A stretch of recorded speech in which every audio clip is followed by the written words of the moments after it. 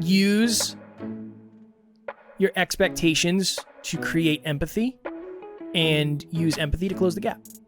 What happens in relationships all the time is we're frustrated because we have these expectations, but we're not aware of it because they're unconscious.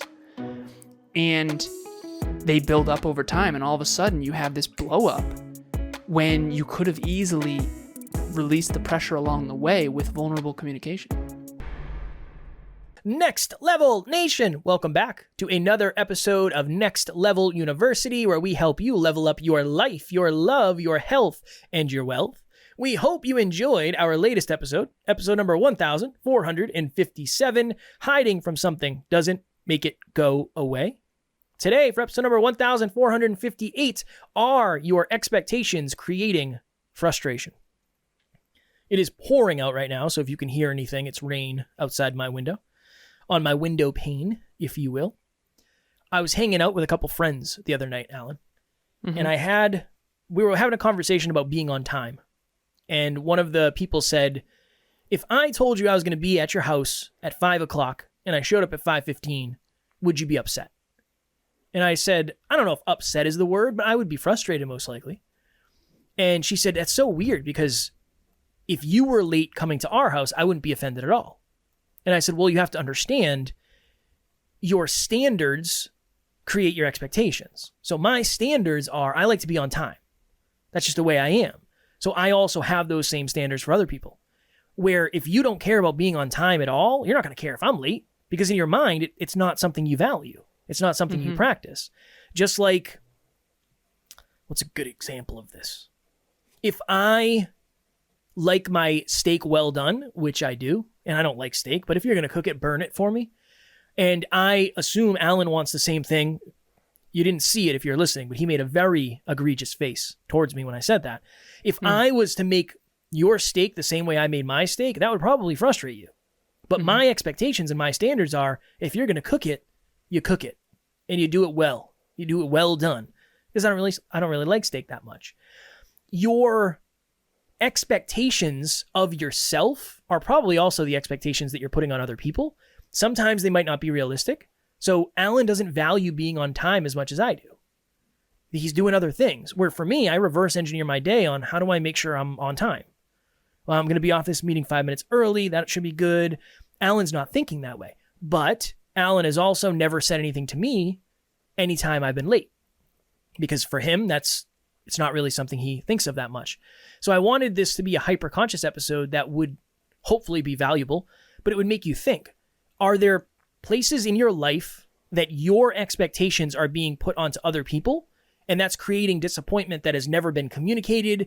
It's been created disappointment that isn't really, I don't want to say appropriate, but it's not appropriate based on the fact that you never communicated it. Do you have unrealistic expectations for yourself and you're passing those on to other people? That was my goal in today's episode.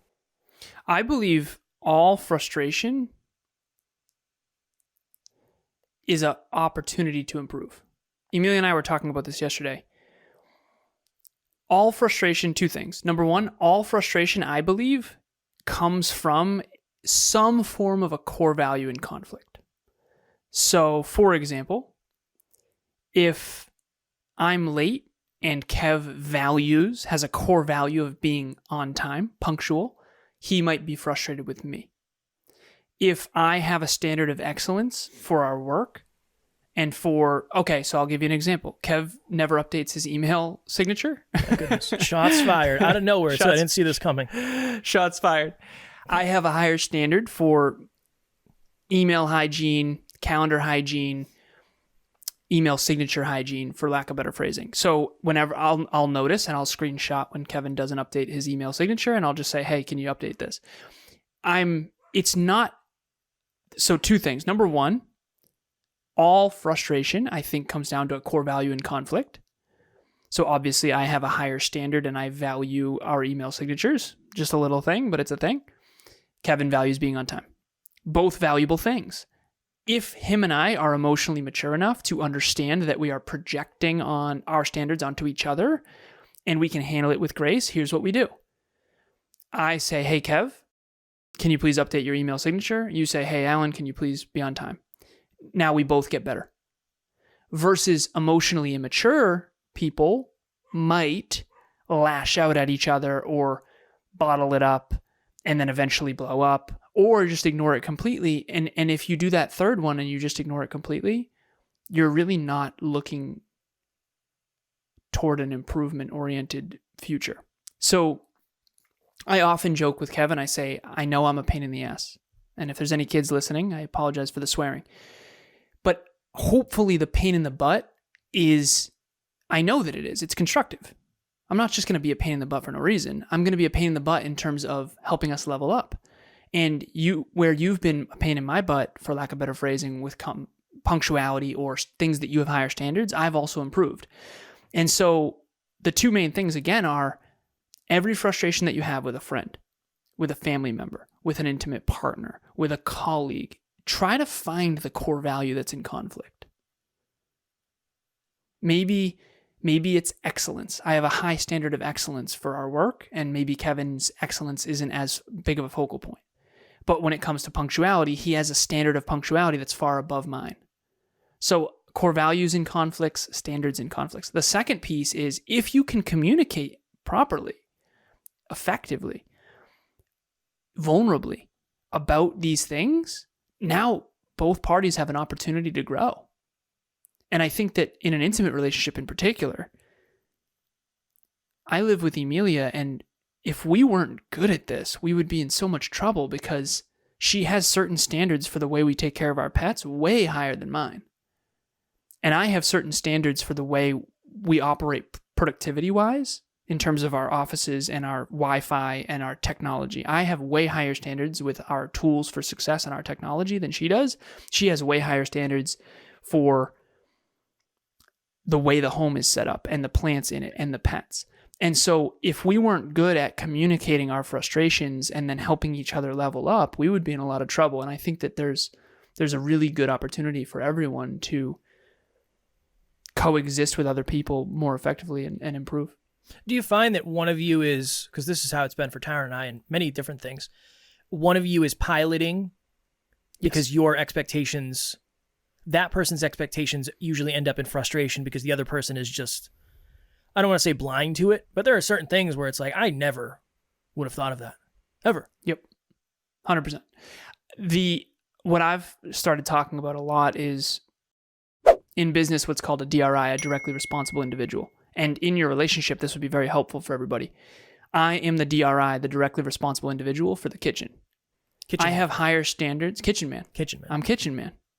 Exactly.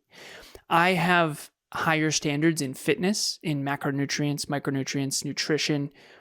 Muscles are made in the kitchen, and I know that, and I have higher standards for what we do and don't eat. She doesn't really care that much about it, and it's not a high standard for her, so I'm kitchen man. I'm directly responsible for what we're going to eat tonight. I'm going to prepare the meals. I'm going to make sure it's the right macros. I'm going to make sure it's what she needs and what I need, and I'm going to make sure. But she's going to take care of the pets and feeding the pets and making sure the pets are fed. And so whoever has the higher standard, the higher core value in that thing, they need to lead. And by lead, I mean pilot, co-pilot. It doesn't mean I can't support her. I'm still supportive. I'm still making sure that, but if she's frustrated with me because something's not getting done with the pets, she needs to communicate that to me because I'm not a mind reader. And if there's something that's frustrating me about the podcast or about productivity or about the kitchen and what we're eating and not eating or the finances, I have to communicate that to her because that's how we get better. And we all have this ladder that we need to climb because the thing is where Taryn has higher standards, she also has higher capabilities.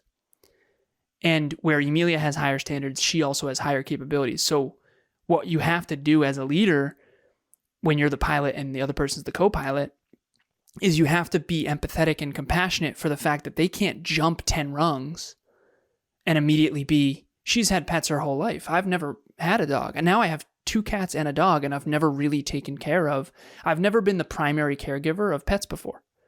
My mom and my sister always did all that. So I don't have the reps. I don't have the, just like in business, I'm definitely ahead. And so I need to lead in business. She needs to lead in pets. And then we both need to get better. And we have to be empathetic about where the other person is. So again, Taryn and I didn't end up going on our trip. We're going to talk about that tomorrow. That'll be part of what we talk about. But when we were getting ready to go, it was a day or two before, and we were talking about logistics. So we had that conversation of when we're at the airport, I'll pilot. Because I think I've probably been to more airports than you, especially recently. So I'm happy to pilot. And this was one of the conversations we had based on our expectations. I said, I'm used to traveling with Alan where I kind of do everything. Mm-hmm. I'm in charge of what time we leave. I'm in charge of gas stations. I'm in charge of Airbnbs, all of that stuff, because we had a conversation about planning trips. I said, sometimes it's hard for me to help you plan because I'm so used to just doing all of it myself that in my mind, you're just going to do it all yourself. Because that's my expectation. But what she wants is for you two to do it together. Yes. Which I'm not used to doing. Emilia has felt that same way too. Yeah. Because I'm used to you just doing it. Yeah. What a life. Yeah, it's nice. But there's a lot of things flip side, Of course. Kevin and I, in our partnership, we believe very much in the pilot co-pilot thing. Of this podcast, he's the pilot and I'm the co-pilot. He's the host and I'm the co-host.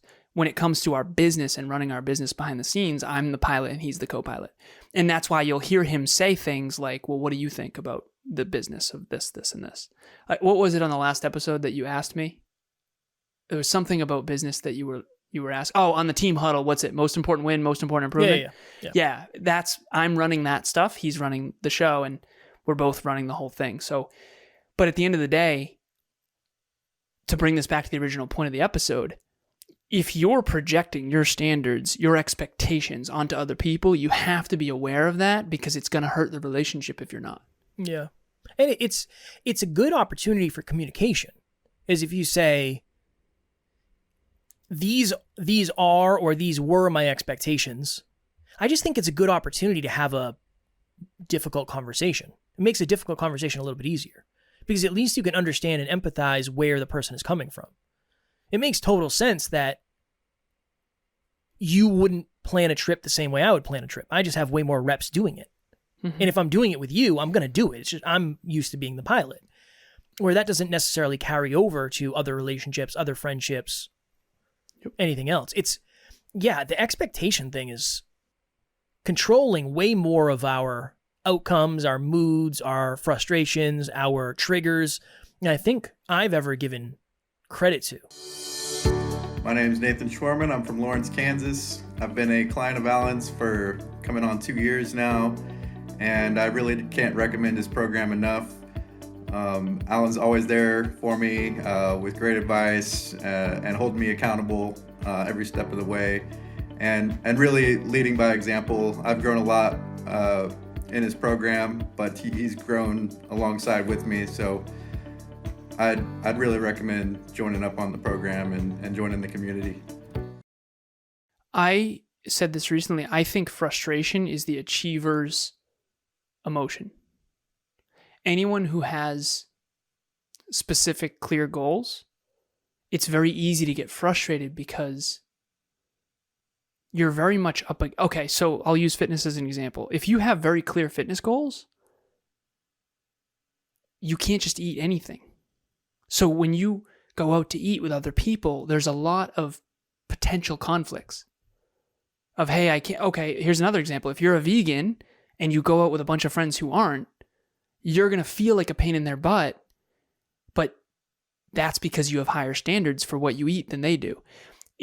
I think frustration is one of the main reasons why relationships fail, because we don't realize how frustrated we are and it builds up, and then eventually we spill over. I call it tea kettling. All of a sudden, the tea kettle just blows off the lid because if you have an Instapot, you have to release the pressure valve before you open it. Otherwise, the lid will just pop right off and it'll hurt people. You could burn yourself. That's a good analogy, I think, for what happens in relationships all the time is we're frustrated because we have these expectations, but we're not aware of it because they're unconscious. And they build up over time. And all of a sudden, you have this blow up when you could have easily released the pressure along the way with vulnerable communication. The first time you used your Instapot, were you afraid it was going to do bad things? Yeah, same. Definitely. It was a whole I'm thing. shocked at how well there's been no issues. Tara and I, the first time we did it, it was like, you got to vent this thing. And I was like, okay, I don't know what that means. And then you flip the switch and it's just like, and Yep. I was thinking to myself, Sounds this like is, me on stage. yes, it does. I was thinking this is absolutely reckless. What we're doing here, this can't be right. Just wanted to have a little tangent on that. I definitely was scared. Same. Yeah. Because it was right underneath the cabinet. Yeah, I was you like, is can't this do going to that. burn my cabinet? Yeah. Steam is probably clean it if anything. Let's get back to the topic. Are your expectations? Oh my goodness. I have a fly on my microphone. It's okay. Are your expectations creating frustration? Is there anywhere right now between you and I that your expectations are creating frustration? Maybe we can do it live. This is a check-in live, folks. That bug just may have flown directly into your mouth, honestly. I saw it for a second and then it disappeared. I don't think it did, which is good. Do I have any? I would say the only one that comes up is what I already talked to you about today. So we've been proactive. Kevin and I need to review the show more consistently. We've been very busy and it's been challenging. And I think that you're more aware than I am in some ways of, so Kevin and I, you're the pilot, so I need you reviewing the show, basically. I asked Kevin earlier, I said, do you think the show is great? Do you, what can we improve? What can we improve? So I think that's it. It's just, it's hard for me to mastermind with you about how to improve the show when you haven't been listening. And I also have been there too, so I get it. What about you? No, you're perfect. You're great. You're amazing. No, because here's the thing. I think after a while, depending on, like, we always talk about the late thing, being late. My expectations have changed. Yeah. There was a day, you had a rough day. I texted you today and I said 10:15. Groceries. Yeah, groceries on the way. And you were groceries 3 minutes early, I think. Then you texted me at 10:08 and said, Zoom link sent. Well, all right, cool. Yeah. We're early. You had a rough day a couple weeks ago, and my expectations around how often you and I, the bug, this fly is driving me nuts. my expectations around, is Alan going to be on every single meeting at exactly the time it's supposed to start from now until the end of the time, till the end of time? My goodness, it's not realistic. That's not realistic. I have been late more often than I ever have because I have meetings that are back to back, and sometimes I can't. I physically am. It's impossible. Even if I tell somebody at the beginning of the interview, hey, just an FYI, I'm going to be off the top of the hour, some people accidentally run over. So if anything, my expectations have changed because my experiences have changed. I feel very seen in that. It's been really nice to, and there's some value in this in terms for our listeners as well, but I feel it's challenging in relationships when the other person has never experienced what you've experienced. I think there's 3 layers of empathy. I think the first layer is, I think I can empathize when I really can't. So that would be like me pretending I know what it's like to be a mother. It's just not, that's just layer 1. That's not good. Don't do that. Layer 2 is I know I can't empathize. I'm not a mother. I've never given birth. I have no idea. And I understand that. I have pets, but it's not the same. So I'm not even going to try to explain that you can't feel seen by me. At least you'll feel seen in the fact that I admit that. And then the third layer is you've actually experienced this. You've experienced what it's like to try to do back-to-back meetings, 8 meetings in a row every single day on the day. I have a client who he eats 6,000 calories a day. It's insane. I'm truly jealous. He's 260 pounds. He's jacked. Oh my God, jacked. And I said, I can't empathize, but I've been at 4,200 and it's awful. He's like, yeah, people think that's amazing. It's the worst. If you've never eaten that many calories, trust me, it would be awesome for a day. Maybe a weekend would be great. But every day, it's just expensive and it's just hard. It's horrible. But if you've never eaten 6,000 calories a day, every single day, you just have no concept. I used to have to do a half dozen donuts every single day just to hit my calories.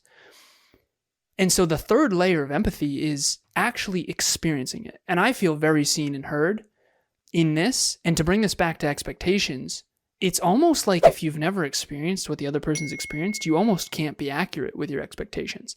But what you can do is say, give me the benefit of the doubt because you don't know what it's like. No. Empathize or the vice gap. Versa. Empathize the gap. That's fire. Yeah, that's going to be my thing. Don't take that, you son of a bee. Well, I may use it. Okay. Since it was born in NLU, it's technically ours. Yeah, you own a piece of that. Yes.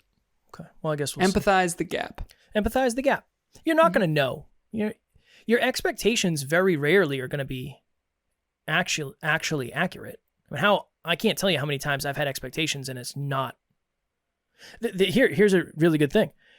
Next time you're planning on going somewhere, I want you to visualize what you think the place is going to look like, and then when you get there, see how different it is. We went to Kennebunkport, Maine. I visualized it being something. It was completely different than I expected. We're probably going to do an episode on this at some point. I don't know. We went to this train museum. It was awesome. I didn't realize how much we like trains, but I know Taryn loves history. It was amazing. It was like the best date day ever. And I love history too. That's been fascinating. I know. Yeah, big You'd fan. like this train museum for Yeah. sure. I'll send you the pictures. But my expectations was this was going to suck. She I would didn't think love it was the gonna- Imitation Game. Stop trying to sell me on that movie. I'm just telling you, You've the Imitation Game is spoiled world it. class. Don't spoil it I for didn't everybody spoil else. it, son. You did spoil it for me. A little bit. Yeah, you already told me the entire thing. Well, Taryn will love it, I think. I honestly do. I could be wrong, but I don't think I am. We went to the train museum, and my expectations were it was going to suck. It was really good. So it didn't create frustration. It created admiration for trains. Excellent. Anything you want to add before we get out of here, man? My next level nugget is this. If your expectation is higher than the reality, you will be frustrated. If the expectation, like Kevin just said with the train thing, is lower than the reality, you will be pumped. It's all based on expectation. My apologies. My next level nugget would be use your expectations to create empathy and use empathy to close the gap. That's what I would say. I think it's a great opportunity to have empathy. Your expectations are always going to be different than other people's expectations because your experiences are. And your history with your expectations is different too. So it's a great opportunity for a constructive conversation amongst friends, parents, loved ones, whatever it may be. That would be my next level nugget. Next level nation. One last thing. My goodness gracious. You interrupt See, me you didn't one more expect time. that. I did not You expect see how that. frustrated he is right I'm not now? He that didn't expect that. Yeah. I'm not that Okay. frustrated. One more thing, promise. Go on.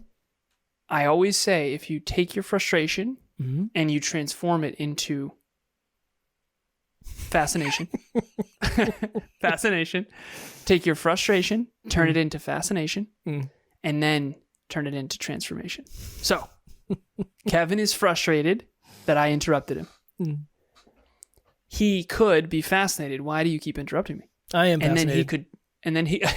Truly. And then he could have a vulnerable conversation with me, and now we both become better podcasters because you turn that fascination into transformation, which obviously it was worth it. But that's it. You can always tell if you're a podcaster, maybe you'll understand this. If you podcast with someone else, you will. You can always tell when somebody starts down a path where they think they know what they're going to say and they find a moment where they're like, oh my goodness, I forgot what I was going to say. Alan had that. That's why I started laughing, but he pulled it together. Strong work. Next Level Nation. If you have wanted to get into our group coaching program before and the seats have filled up, the proverbial seats, we have another group number 12, starting on October 10th, 6 p.m. Eastern Standard Time. And we were going to do it on October 3rd, but then we found out that, shout out to Jerry Ann for this, that one of the sessions would be on Halloween. And many of the members of our community are parents that might want to take their little ones trick-or-treating. So that's why we pivoted it so everybody would be able to do the Halloween celebrations if they're going to do it. It ends up being less than $97 a month. It is the best. It is quite literally the best it's ever been. We have really shined this program up, taken feedback, really behind the scenes, just try to make it the best possible. So maybe you've never had a coach before. This is a great opportunity to dip your toes in. We will have the link in the show notes. If you have any questions, you can reach out. We can answer them. We can send you the testimonials of other amazing NLU members that have done it. So please join us if you're interested. I was at the lake last weekend with Emilia's family, and we were talking about group coaching because Emilia's group coaching just closed. So she finished her first group. Awesome. And Emilia pivoted the conversation and said, Alan's done 11 groups. And I was like, oh, wow. Oh. And they asked, 11, holy crap, how many people? I said 110. They said, what is it on? What is it about? And I said, health, wealth, and love. Health is physical, mental, emotional, and spiritual. Wealth is how you make your money, how much you make, and then what do you do with it?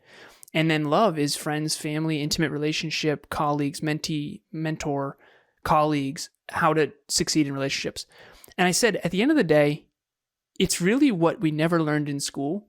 It's the most useful strategies and understandings that Kevin and I have accumulated over the last 6, almost 7 years.